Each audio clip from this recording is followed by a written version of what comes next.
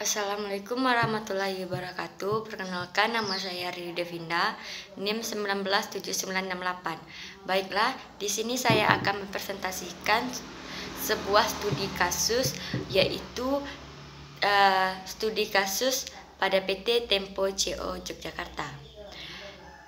Tim penyelidik Kejaksaan Tinggi Daerah Istimewa Yogyakarta saat ini sedang melakukan penyidikan kasus pengucuran kredit Bank Pembangunan Daerah (BPD) Daerah Istimewa Yogyakarta Cabang Pembatu Pelayan Gunung Kidul.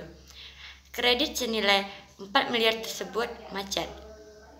Asisten Pidana Khusus Kejaksaan Tinggi Daerah Istimewa Yogyakarta, Azwar, menjelaskan kredit macet akibat perusahaan yang dikuciri kredit tidak bisa mengangsur. Harga lahan yang dijadikan anggunan permohonan kredit ternyata tidak sesuai dengan nilai kredit yang dikucurkan. Penyidik sudah cek lokasi lahan untuk menaksir kerugian, katanya.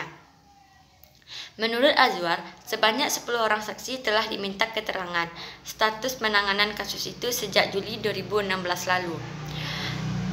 Telah ditingkatkan dari penyelidik ke penyelidik, namun belum ada yang ditetapkan sebagai tersangka para saksi yang diperiksa, antara lain dari pihak perangkat desa, petugas Badan Pertanahan Negara, perwakilan Larasati, dan tim appraisal. Manajemen BPD sebagai pengucur kredit juga sudah diperiksa. Kasus itu bermula dari pengucuran kredit dari BPD kepada CV Larasati pada 2014 yang lalu.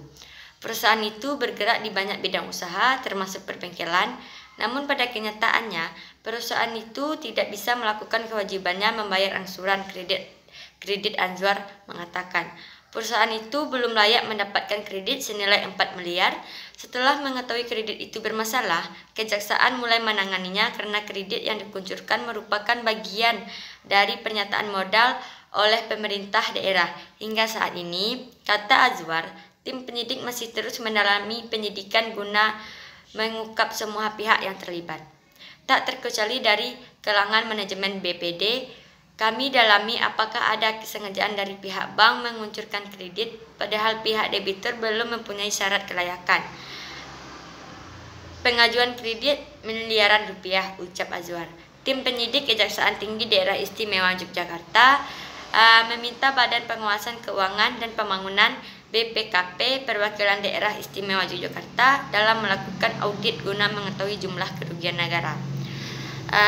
Adapun pendapat saya mengenai kasus di atas adalah, dalam penyaluran kredit, bank kerap terjadi persengkokolan antara permohonan kredit dengan pihak bank, sehingga ketika dilakukan penyidikan, kredit macet terjadi akibat perusahaan yang dikuciri kredit tidak bisa mengangsur. Harga lahan yang dijadikan anggunan permohonan kredit ternyata tidak sesuai dengan nilai kredit yang dikucurkan. Otomatis bisa dikatakan sebelum pihak bank sudah disuap oleh pihak debitur.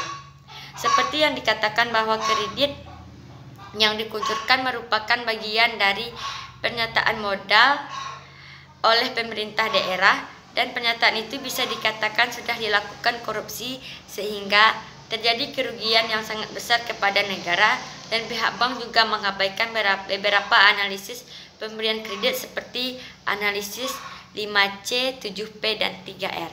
Terima kasih.